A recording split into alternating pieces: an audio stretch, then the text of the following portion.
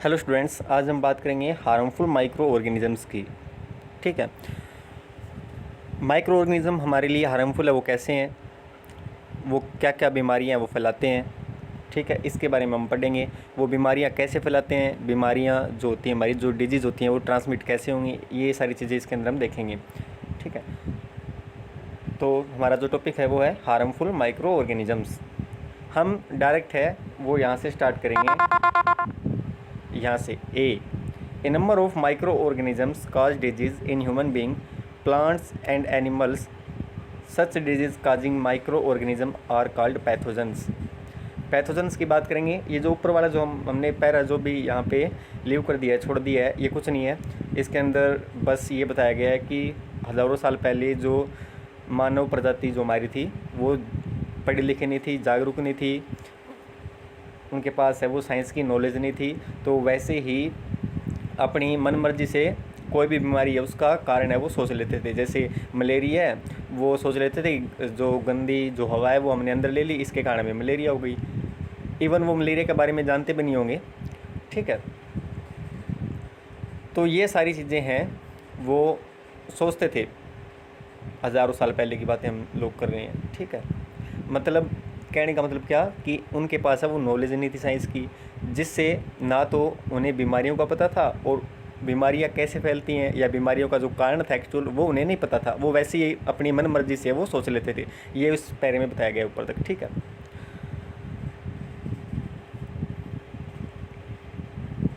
हम पैथोजेंस की बात कर रहे थे। A number of microorganisms cause disease in human beings, plant and animals. बहुत सारे जो माइक्रो ऑर्गेनिजम्स हैं वो ह्यूमन बींग्स में, ठीक है, इंसानों में, प्लांट्स में और एनिमल्स में बीमारी है वो फैलाते हैं। Such disease causing micro organisms are called pathogens. और ये माइक्रो ऑर्गेनिजम्स जो डिजीज़ है वो पैदा करते हैं, या जो डिजीज़ है वो फैलाते हैं, डिजीज़ को काज करते हैं, उनको हम पैथोजेंस बोलेंगे। ठीक है, disease causing micro organisms are called pathogens. ठीक है, जो माइक्रो ऑर्गेनिज्म बीमारियों को फैलाने का काम करें वो पैथोजेंस हैं साधारण भाषा में। Some micro organism spoil food, clothing and leather. कुछ माइक्रो ऑर्गेनिज्म हमारा भोजन है वो स्पॉइल कर सकते हैं, ख़राब कर सकते हैं, क्लोथ्स को भी और लेदर को भी। ठीक है, उसके बाद चलते हैं आगे। अब देखें disease causing micro organism in humans. अब माइक्रो ऑर्गेनिज्म है वो ह्यूमंस के अंदर डिजीज़ है वो कैसे काज करेंगे। ठीक है, जो भी माइक्रो ऑर्गेनिज्म है वो ह्यूमंस के अंदर डिजीज़ कैसे काज करेंगे। Pathogens enters our body through the air we breathe. अब बात करें जो पैथोजन है, जो डिजीज़ काजिंग माइक्रो ऑर्गेनिज्म जिनको हमने पैथोजन बोला था, ऐसे माइक्रो ऑर्गेनिज्म जो डिजीज़ को फैलाते हैं उनको हमने क्या बोला था, पैथोजन बोला था।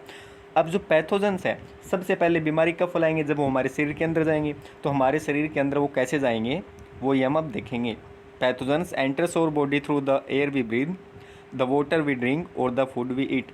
वो अंदर कैसे जाएंगे हमारी बॉडी के अंदर, कैसे एंटर करेंगे जो पैथोजेंस हैं, हवा के द्वारा जो हम सांस लेते हैं जिस हवा से, वाटर के द्वारा जो वाटर है हम ड्रिंक करते हैं, और भोजन के द्वारा जो भोजन हमें खाते हैं, इनके द्वारा हमारे शरीर के अंदर वो जा सकते हैं, ट्रांसफ़र हो सकते हैं। They can also get transmitted by direct contact with N infected person और कैरिड थ्रू एन एनिमल। अब क्या, ये तो हमने क्या देखा कि जो पैथोजेंस है वो हवा से जा सकते हैं, ठीक है, सांस के द्वारा, पानी पिएंगे तो वाटर के थ्रू वो जा सकते हैं, भोजन के थ्रू वो जा सकते हैं। अब क्या था कि जो पैथोजेंस हैं वो डायरेक्ट अगर हम कांटेक्ट में आ जाएं, ठीक है, कोई भी इन्फेक्टेड पर्सन है, कोई भी जो पर्सन है उसके कोई डिजीज़ है, ठीक है, माइक्रो ऑर्गेनिज्म के द्वारा, और उसके हम डायरेक्ट कांटेक्ट में आ गए, ठीक है, तो जो माइक्रो ऑर्गेनिज्म है वो ट्रांसमिट हो सकते हैं। ठीक है, जैसे कॉमन कोल्ड है, सामने की जो सामने वाला जो भी बॉय है या जो भी हम क्या बोलेंगे, कोई भी पीपल है सामने, ठीक है, हो सकता है उसके कॉमन कोल्ड हो, हम उसके पास चले गए, उसने क्या कर दी, स्नीज़ कर दिया, छींक मार दी, तो अब क्या हो गया कि वो उसके द्वारा अब हमारे अंदर जा सकती हैं। या हो सकता है कि हमने हाथ मिला लिया, ठीक है, हमने हैंडशेक कर लिया, अब हो सकता है कि हाथ के ऊपर उसके माइक्रो ऑर्गेनिज्म थे, ठीक है, वो हमारे हाथों पे चले गए, हम भोजन खाएंगे तो फिर से चले जाएंगे। तो मतलब हम इन्फेक्टेड पर्सन के डायरेक्ट कॉन्टैक्ट में आ जाएं, इससे भी क्या है, जो माइक्रो ऑर्गेनिज्म है वो हमारे शरीर के अंदर जा सकते हैं। ठीक है, और क्या होगा, कई एनिमल्स है जो माइक्रो ऑर्गेनिज्म को कैरी करते हैं, ठीक है, जैसे हाउस फ्लाइज वगैरह हो गए, ठीक है, रैट्स वगैरह हो गए, इनके द्वारा हमारे शरीर के अंदर जा सकते हैं। Disease caused micro organisms are communicable. अब जो माइक्रो ऑर्गेनिजम्स जो डिजीज़ काज करते हैं ना, वो क्या होती है, कम्युनिकेबल होती हैं, ठीक है, और इन्फेक्शियस डिजीज़ जिनको हम बोलते हैं। अब यहाँ पे नाम आया कम्युनिकेबल, तो हम देख लेते हैं कि कम्युनिकेबल डिजीज़ है वो कौन सी है। Communicable disease are those which are passed on from an infected person to a healthy person through air, water, food, insect and physical contact. Communicable disease वो डिजीज़ होंगी जो डिजीज़ इन्फेक्टेड पर्सन से दूसरे हेल्दी पर्सन के अंदर क्या हो सकें, पास हो सकें या उसके अंदर ट्रांसफ़र हो सकें, ठीक है, चाहे हवा के द्वारा ट्रांसफ़र हो, भोजन के द्वारा हो, ठीक है, वाटर के द्वारा हो, या कोई भी इंसेक्ट है कैरी करे या फिजिकल कॉन्टैक्ट है उससे वो ट्रांसफ़र हो, उनको हम बोलते हैं कम्युनिकेबल डिजीज़। मतलब इन्फेक्टेड पर्सन से हेल्दी पर्सन में जो डिजीज़ ट्रांसफ़र हो सकती हैं उनको हमने बोल दिया कम्युनिकेबल डिजीज़। वो ट्रांसफ़र कैसे भी हो सकती हैं, उसका जो मोड है वो कैसे भी हो सकता है, हवा भी हो सकता है, water, food, insect, physical contact, ठीक है, वो होती है हमारी इन्फेक्शियस डिजीज़ या कम्युनिकेबल डिजीज़। अब हम बात कर लेते हैं कि नॉन कम्युनिकेबल डिजीज़ और नॉन इन्फेक्शियस डिजीज़ वो कौन सी होती हैं। तो नॉन कम्युनिकेबल डिजीज़ कौन सी होंगी, जो इन्फेक्टेड पर्सन से हेल्दी पर्सन में ट्रांसफ़र नहीं होगी, ठीक है, चाहे हम उसके फिजिकल कॉन्टैक्ट में आएँ या कैसे भी, ठीक है। इन्फेक्टेड पर्सन से हेल्दी पर्सन में जो डिजीज़ ट्रांसफ़र ना हो वो होती हैं नॉन इन्फेक्शियस डिजीज़ या नॉन कम्युनिकेबल डिजीज़। अब एग्जांपल है कम्युनिकेबल डिजीज़ के वो दे रखे हैं हमें, cholera, tuberculosis, common cold, chicken pox, measles, anthrax and malaria, ये सारी की सारी क्या है, कम्युनिकेबल डिजीज़ है। उसके बाद हम देखेंगे कि मोड्स देखेंगे जिससे जो हमारी डिजीज़ है वो कम्युनिकेट हो सके, ट्रांसफ़र हो सके, किन किन मोड्स के द्वारा वो ट्रांसफ़र हो सकती हैं। फर्स्ट हमारा स्प्रेड थ्रू एयर, वो हवा के द्वारा है, वो स्प्रेड हो सकती हैं, हमने ऊपर भी पढ़ा था इसके बारे में। कॉमन कोल्ड है, वो एक कॉमन एग्जाम्पल है इसका। For example spread through air, common cold है एग्जाम्पल के रूप में हम ले रहे हैं, जो कि हवा के द्वारा स्प्रेड होती है, फैलती है। When an infected person suffering from common cold sneezes fine droplets of moisture carrying thousands of virus are spread in the air. अब हम बात करेंगे कोई भी इन्फेक्टेड पर्सन है जो कॉमन कोल्ड से सफ़र कर रहा है, जिसके जुकाम हुआ है, ठीक है, उसने क्या कर दिया, छींक मार दी। तो अब जैसे ही वो छींक मारेगा तो जो ड्रॉपलेट्स हैं, छींकते हैं तो जो अंदर के कुछ ड्रॉपलेट्स हैं आप सभी को पता है वो बाहर जाते हैं, ठीक है। उन ड्रॉपलेट्स पे ऊपर क्या होते हैं, वायरस होता है, ठीक है। वायरस उन ड्रॉपलेट्स के द्वारा हवा में फैल जाएगा, ठीक है, और कोई हेल्दी पर्सन है वो उसको क्या कर लेगा, ब्रीद कर लेगा उस हवा को। तो मतलब इन्फेक्टेड पर्सन से वो जो वायरस के जो ड्रॉपलेट्स थे, ठीक है, जो ड्रॉपलेट्स थे जिनके ऊपर वायरस था, वो क्या कर लिया, हेल्दी पर्सन ने वो हवा है वो सांस के रूप में अंदर ले ली। अब वो वायरस भी उसके साथ अंदर चले गए, ठीक है। द वायरस में enter the body of healthy person while breathing, और जो वायरस है वो हेल्दी पर्सन के बॉडी के अंदर ब्रीदिंग के द्वारा एंट्री कर जाएगा, ठीक है। मैं दोबारा बता देता हूँ, कॉमन कोल्ड का एग्जाम्पल हमने लिया है जो कि हवा से फैलती है। अब कोई भी इन्फेक्टेड पर्सन है, अगर उसने क्या कर दिया, छींक मार दी, ठीक है, तो जब जैसे वो छींक मारेगा तो कुछ ड्रॉपलेट्स हैं वो बाहर आती हैं हमारी नोज़ से, ठीक है। अब उन ड्रॉपलेट्स के ऊपर क्या होता है, वायरस होता है। अब वो वायरस हवा में फैल गया, अब हो सकता है कि वहीं पे कोई जो हेल्दी पर्सन है वो सांस ले रहा हो, तो वो जो वायरस है वो सांस के द्वारा उस हेल्दी पर्सन के अंदर चले जाएंगे और बीमारी फैलाने का काम करेंगे, ठीक है। उसके बाद देखें स्प्रेड थ्रू कैरियर। अब कुछ है ना कैरियर होते हैं बीमारी के, बीमारी को कैरी करने वाले, उनको हमने कैरियर बोल दिया। Some insect and animals act as carrier of disease carrying microbes. कुछ इंसेक्ट की बात कर लें या कुछ एनिमल्स हैं वो बीमारी को कैरी करने का काम करते हैं, ठीक है, बीमारी करने का काम, बीमारी को कैरी करने का काम है वो करते हैं। Example house flies, mosquito, cockroach, rats are carrier of disease, ये सारे क्या हैं, डिजीज़ के कैरियर हैं। House flies are the most common among all the disease carriers, और जो हाउस फ्लाई है, जो घर की जो मक्खियाँ हैं, वो सारी की सारी इनके अंदर क्या है, कॉमन है, जो सबसे ज़्यादा डिजीज़ है वो कैरी करती हैं।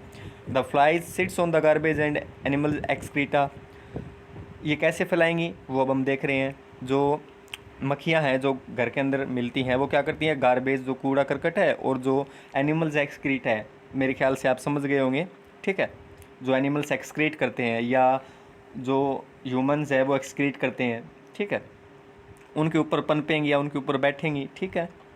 तो जब वो बैठेंगी तो जो पैथोजेंस थे, पैथोजेंस हमने किसको बोला था, ऐसे माइक्रोब्स जो बीमारी फैलाते हैं, ठीक है, जो पैथोजेंस हैं वो उस गार्बेज से या जो एनिमल एक्सक्रीटा से वो मक्खियों की बॉडी के ऊपर चिपक जाएंगे, ठीक है।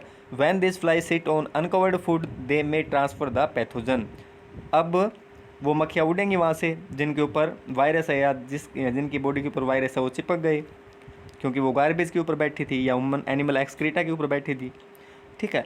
जब वो अनकवर्ड फूड के ऊपर बैठेंगी वो मक्खियाँ, तो क्या होगा, वो पैथोजन से वहाँ पे ट्रांसमिट हो जाएंगे या पैथोजन से वो भोजन के ऊपर रह जाएंगे। Whoever eats the contaminated food is likely to get sick। अब जो पैथोजन है वो मक्खियों ने भोजन के ऊपर छोड़ दिए, अब वो भोजन है वो क्या हो गया, कॉन्टामिनेट हो गया। अब जो भी उस कॉन्टामिनेटेड भोजन है उसको खाएगा बीमार पड़ जाएगा। So it is advisable to always keep the food covered. इसीलिए जो डॉक्टर है वो एडवाइस देते हैं कि जो हमें भोजन है हमारा वो हमेशा ढक के रखना चाहिए ताकि जो मक्खियाँ हैं वो बीमारियाँ ना फैला सकें। Avoid consuming uncovered items of food. और ऐसे फूड आइटम्स हमें नहीं खानी चाहिए जो अनकवर्ड हैं, हमें सिर्फ कवर्ड फूड आइटम ही खानी चाहिए। Another example of carrier is the female anopheles mosquito. अब हम मॉस्किटोज़ की बात करते हैं, देखेंगे कि जो मॉस्किटो है वो कैसे बीमारियों को कैरी करने का काम करते हैं, ठीक है। The mosquito carries the parasite of malaria. अब जो एनाफिलीज मॉस्किटो है वो क्या करेगी, जो मलेरिया फैलाते हैं, ठीक है, जो मलेरिया जो बैक्टीरिया जो मलेरिया फैलाने का काम करते हैं उसको क्या करेगी, कैरी करेगी, ठीक है। One more carrier is the female aedes mosquito which carry dengue virus. और जो दूसरी कैरियर है बीमारी की, कैरियर का मतलब यहाँ पे बीमारी को ले जाने वाला कैरियर, समझ गए ना, कैरियर से आप थोड़ा सा विचलित मत हो जाना। कैरियर का मतलब है जो बीमारी को कैरी करने का काम करे। अब यहाँ पे बीमारी को ले जाने का काम कौन कर रहा है, मच्छर कर रहे हैं, मॉस्किटो कर रहे हैं, इसीलिए हमने मॉस्किटो को कैरियर बोल दिया, ठीक है। तो फीमेल एनाफिलीज मॉस्किटो है वो मलेरिया का जो बैक्टीरिया होता है उसको कैरी करने का काम करती है, ठीक है। और जो एडिस मॉस्किटो है, ठीक है, एडिस मॉस्किटो जो डेंगू वायरस है उसको ले जाने का काम करती है, उसको कैरी करने का काम करती है। Mosquitoes breed in water. हमें सभी को पता है कि जो हमारे मच्छर हैं, ठीक है, वो पानी के अंदर पनपते हैं, ठीक है, वहीं पे उनकी ब्रीडिंग वगैरह होती है, वहीं पे पानी के अंदर उनके जो लार्वा वगैरह है, ठीक है, वो पाए जाते हैं। या हम बोलें कि जो पानी के अंदर ही है वो मच्छर है वो अपनी संतानों को जन्म देते हैं, ठीक है। So water must be allowed to collect anywhere, so water must not be allowed to collect anywhere, even in tires, coolers, flower pot etcetera. इसीलिए हमें जो पानी है वो इकट्ठा नहीं होने देना चाहिए। क्यों? क्योंकि अगर पानी इकट्ठा हो गया तो वहाँ पे जो मॉस्किटो है, जो मच्छर है वो पनपेंगे, ठीक है, मच्छर पैदा होंगे वहाँ पे और वो बीमारी फैलाने का काम करेंगे। Keeping the surrounding clean and dry, spraying of kerosene on the surface of water to form a thin film are some precautions to prevent growth of mosquitoes. अब कुछ प्रिवेंशन बता रखी है कि हम मॉस्किटोज़ को कैसे है वो उनकी ग्रोथ है, जो मॉस्किटोज़ की जो ग्रोथ है उनको रोक सकते हैं कैसे। एक तो कि हमारे आसपास हमें वाटर है वो इकट्ठा नहीं होना देना चाहिए, टायर्स के अंदर, कूलर्स के अंदर, फ्लोवर पॉट्स के अंदर पानी को इकट्ठा मत होने दो। दूसरा क्या है, हमारा जो सराउंडिंग है, आसपास का जो भी क्षेत्र है उसको हमेशा साफ़ रखें, सूखा रखें, पानी इकट्ठा ना होने दें। और एक और इन्होंने चीज़ बता रखी है, वो क्या है कि हमें जो भी वाटर है हमारे आसपास उसके ऊपर जो कैरोसिन है उसका छिड़काव करना चाहिए, कैरोसिन का स्प्रे करना चाहिए। इससे क्या होगा, इससे वाटर और सराउंडिंग के बीच में जो कैरोसिन है वो एक वाटर के ऊपर एक लेयर बना देगा, जिससे जो ऑक्सीजन है वो वाटर के अंदर नहीं पहुंच पाएगी और जो भी लार्वाज हैं मॉस्किटोज़ के, ठीक है, वो सारे के सारे मर जाएंगे और मॉस्किटो की ग्रोथ नहीं होगी। ये सारी चीज़ें हमें करनी चाहिए मॉस्किटोज से बचने के लिए। Some of the common diseases caused by microbes in humans, their modes of transmission and general preventive measures are given in table 2.1 2.3। हम बात करेंगे 35 पेज नंबर हमारी बुक का, चैप्टर 2 पेज नंबर 35। इसके ऊपर 2 टेबल दी हुई हैं, वो टेबल हमें याद करनी है। ठीक है, वो टेबल हमें क्या करनी है, याद करनी है। और ये जो मैंने आज आपको पढ़ाया है वो भी आपको याद करना है। ठीक है, तो आज के लिए बस इस वीडियो में इतना ही। नेक्स्ट वीडियो के अंदर हम फिर से आगे इस चैप्टर को कंटिन्यू रखेंगे।